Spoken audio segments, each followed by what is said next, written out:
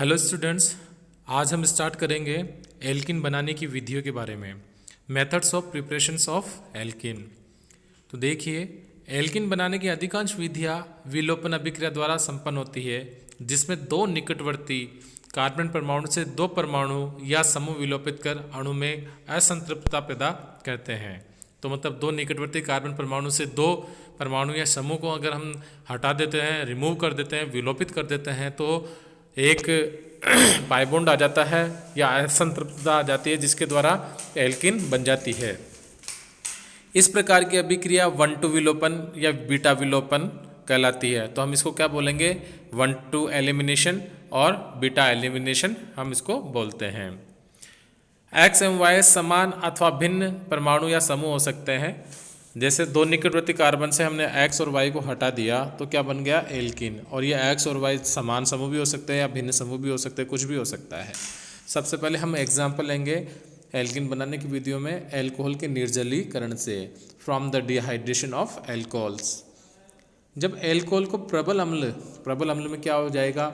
जो कि strong acid होते हैं, जिसमें सल्फ्यूरिक एसिड हो गया, फॉस्फोरिक एसिड हो गया, कंसनट्रेट HCl हो गया, आदि के साथ गर्म करते हैं तो एल्कोहल से जल का अणु निकल जाता है और एल्किन बन जाती है। सिंपल सा बात है, डिहाइड्रेशन हो जाता है एल्किन एल्कोहल से, और जल का अणु निकल गया और क्या बन गई? अपने पास एल्किन बन गई। इस तरीके से H2O निकल गया यहाँ से और हमें क्या मिल गया? एल्किन बन गई। लुईस एसिड एल्यूमिनिया का उपयोग कर वाष्प अवस्था वाले निर्जलीकरण में किया जाता है। जो Al2 और Al2O3 जो होता है, इनका उपयोग वाष्प अवस्था वाले निर्जलीकरण में हम करते हैं। अब इसकी रिएक्टिविटी की बात करते हैं तो सबसे ज़्यादा जो मोर रिएक्टिव एल्कोहल होगा वो 3rd डिग्री एल्कोहल होगा, उसके बाद 2nd डिग्री एल्कोहल होगा और उसके बाद 1st डिग्री एल्कोहल होगा। क्यों होगा देखते हैं।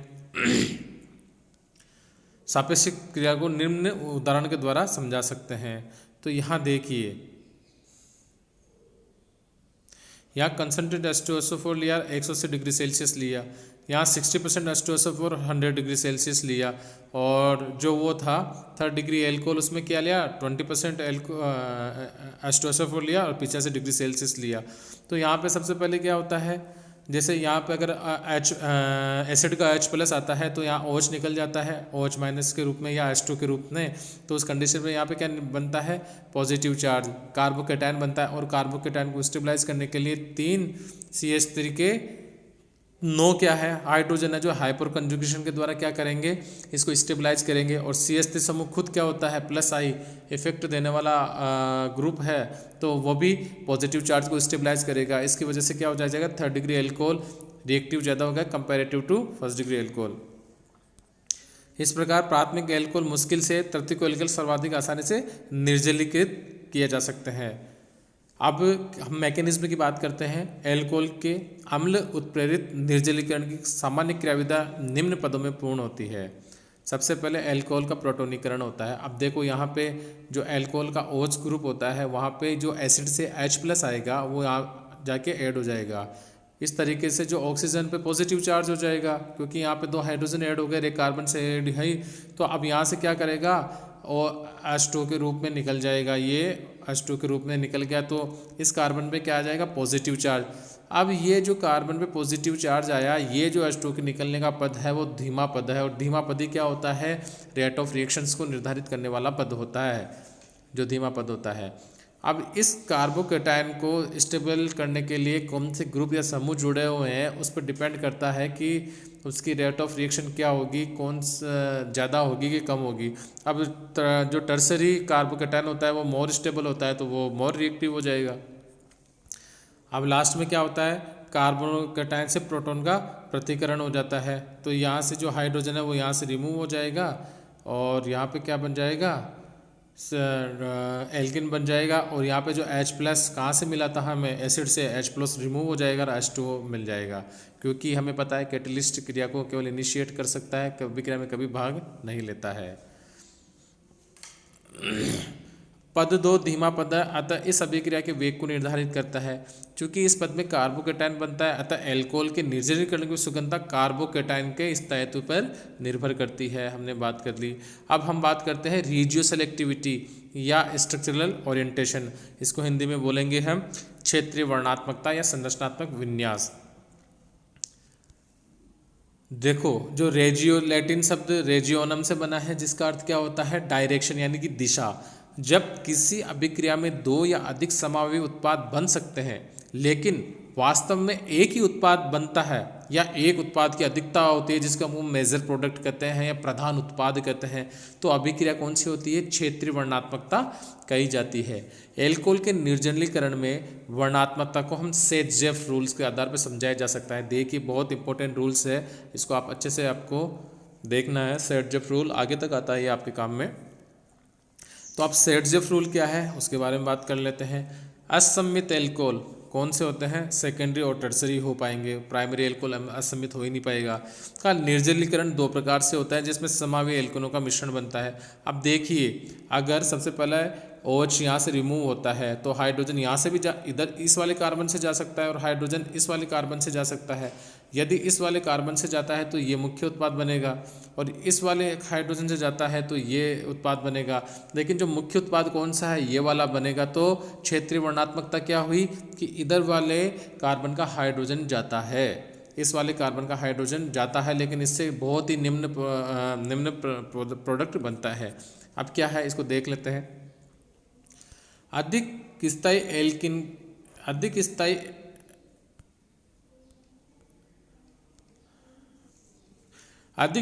एल्किन का अधिकता में बनना सेट-जेफ रूल के अनुसार ही है। सेट-जेफ के नियम से जिस कार्बन पर हाइड्रोजन परमाणुओं की संख्या कम होती है वहाँ से हाइड्रोजन के विलोपन की प्राथमिकता होती है। ये लाइन ध्यान रख लो, जिस कार्बन पर हाइड्रोजन परमाणु की संख्या कम होती है वहाँ से हाइड्रोजन के विलोपन की प्राथमिकता होती है। दूसरे शब्दों में इस प्रकार भी व्यक्त कर सकते हैं, वह एल्किन जिसमें द्विबंध से बंधित कार्बन परमाणु पर अधिक संख्या में एल्किल समूह जुड़े हो अधिक स्थायी एल्किन होगी एवं मुख्य उत्पाद के रूप में प्राप्त होगी। अब इसको इस तरीके से एग्जाम्पल में के रूप में हम देख सकते हैं। यहाँ पर देखो, ये OH निकलने के बाद एक सबसे पहले क्या पढ़ा हमने, जिस कार्बन पर हाइड्रोजन परमाणु की संख्या कम होती है, इस कार्बन पे 3 हाइड्रोजन परमाणु है, इस कार्बन पे 2 हाइड्रोजन परमाणु है, तो किधर से निकलेगा, इधर से निकलेगा सेट-जेफ रूल के अनुसार, और इससे मोर स्टेबल एल्किन बनेगी। सेकंड क्या था, जिस कार्बन परमाणु पर एल्किल समूह अधिक मात्रा में हो, मतलब वह एल्किन जिसमें द्विबंध से बंधित कार्बन परमाणु पर अधिक संख्या में एल्किल समूह जुड़े हो। तो अब अगर हम इसकी बात करें, यहाँ से तो OH निकल गया, अब इस कार्बन पर एक भी एल्किल समूह नहीं जुड़ा हुआ, लेकिन इस कार्बन पर ये वाला एल्किल समूह जुड़ा हुआ है, तो किधर से हाइड्रोजन निकलेगा, इधर से निकलेगा। तो इस तरीके से सेट-जेफ रूल क्या कहता है, कार्बन द्विबंध में से हाइड्रोजन उस वाले कार्बन से निकलता है जिस कार्बन पर हाइड्रोजन की संख्या कम हो या जिस कार्बन पर एल्किल की संख्या अधिक हो, वहाँ से निकलेगा और वही मुख्य उत्पाद के रूप में प्राप्त होगा। इस प्रकार 2-ब्यूटेनॉल के निर्जलीकरण में मुख्य उत्पाद क्या प्राप्त हुआ, हमें 2-ब्यूटेन प्राप्त हुआ, जिसके हमने सेट-जेफ के रूल के अकॉर्डिंग समझ लिया। अब बात करते हैं मॉलिक्यूलर रीअरेंजमेंट की, आणविक पुनर्विन्यास क्या चीज़ है। देखिए, कभी कभी ये देखा जाता है कि निर्जलीकरण में आशा के अनुरूप प्राप्त एल्किन कम मात्रा में एवं आशा के विपरीत एल्किन अधिक मात्रा में बनती है। इसको 1-2 स्थानांतरण या कार्बोकेटायन के पुनर्विन्यास के द्वारा समझाया जा सकता है। तो देखिए, अगर OH यहाँ से निकलता है, तो पॉजिटिव चार्ज कहाँ से आएगा, यहाँ से आएगा। तो उस कंडीशन में क्या होगा, यहाँ पॉजिटिव चार्ज आ जाएगा। अब क्या होना चाहिए, होना तो यह चाहिए था या तो इस कार्बन से हाइड्रोजन निकले या इस कार्बन से हाइड्रोजन निकले, बट इस कार्बन तो हाइड्रोजन ही नहीं है और इससे निकलना चाहिए। तो मेजर प्रोडक्ट कौन सा बनना चाहिए था, अपने अकॉर्डिंग तो जो प्रोडक्ट बनना चाहिए था वो कौन सा बनना चाहिए था, ये वाला बनना चाहिए था, जिसमें यहाँ से निकल जाता। लेकिन ऐसा नहीं होता है। वो क्यों नहीं होता है, यहाँ पे 1-2 एल्किल स्थानांतरण होता है। वो देखते हैं हम किस तरीके से होता है, इसकी मैकेनिज्म देखते हैं। सबसे पहले क्या होता है, वही प्रोटोनेशन होगा, H2 निकल जाएगा। अब यहाँ पे पॉजिटिव चार्ज आएगा। अब यहाँ पर पॉजिटिव चार्ज आने के बाद क्या होगा, एल्किल 2 डिग्री कार्बोकेटायन होगा और यहाँ से ये स्थानांतरण होकर इधर आ जाएगा। तो देखिए, इस तरीके से स्थानांतरण हो रहा है, जो कि संक्रमण अवस्था बन रही है। और कहाँ पॉजिटिव चार्ज हो जाएगा, जब ये CH3 इस पर चला गया तो ये CH3 तो यहाँ से चल के इस पर आ गया, तो कहाँ पॉजिटिव चार्ज आएगा, इसके ऊपर पॉजिटिव चार्ज आएगा, ये आ गया। अब ये क्या कौन सा कार्बन बन गया है, ये टर्सरी कार्बोकेटायन बन चुका है। देखिए कौन सा कार्बोकेटायन बन चुका है, टर्सरी कार्बोकेटायन बन चुका है। अब क्या हो जाएगा, अब यहाँ से हाइड्रोजन का प्रतिस्थापन होगा, किस पर होगा, या तो इससे होगा या इससे होगा। लेकिन आपको पता है कि वो प्रोडक्ट मेजर प्रोडक्ट बनेगा जिस सेट-जेफ रूल के अकॉर्डिंग कि जहाँ से हाइड्रोजन की संख्या कम हो। अब इस कार्बन पर हाइड्रोजन की संख्या 1 है और इस कार्बन पर हाइड्रोजन की संख्या 3 है, या वहाँ उस कार्बन से हाइड्रोजन निकलता है जहाँ पर एल्किल समूह की संख्या ज़्यादा हो। अब यहाँ पर तो एक भी एल्किल समूह नहीं है, और इधर की तरफ बात करें तो एक एल्किल समूह,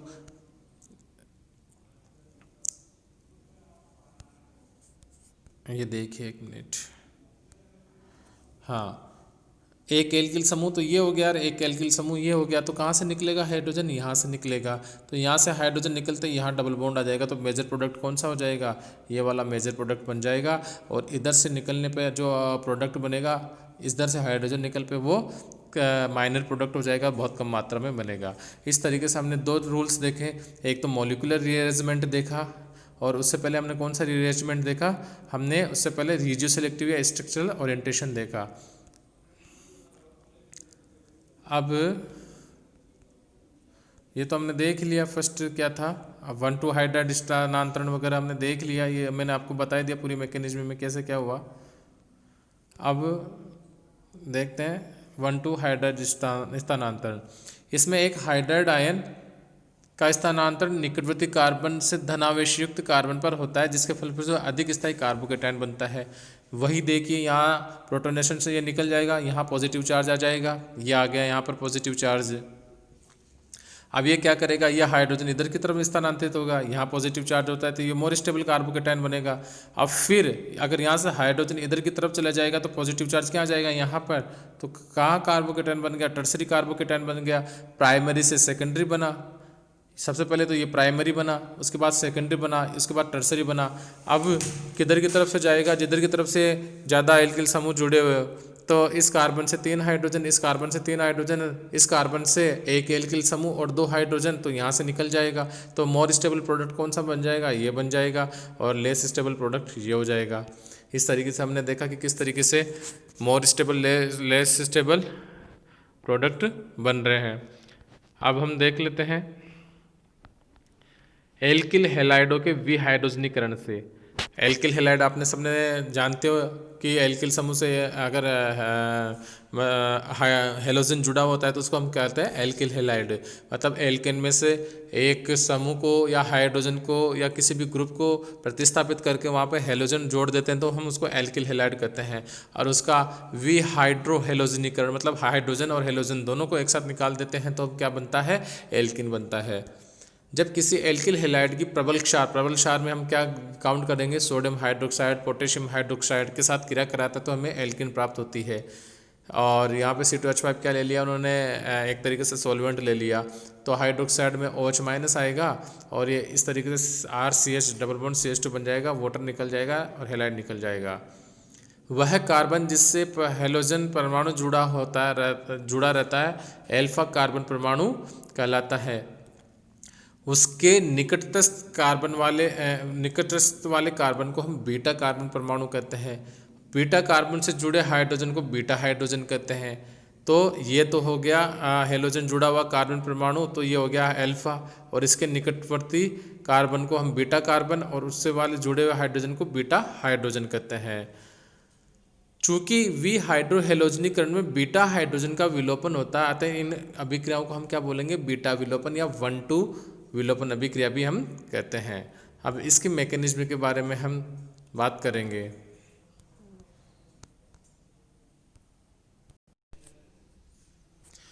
तो एल्किल हैलाइड का विहाइड्रोजनीकरण दो क्रियाविधियों द्वारा संभव है।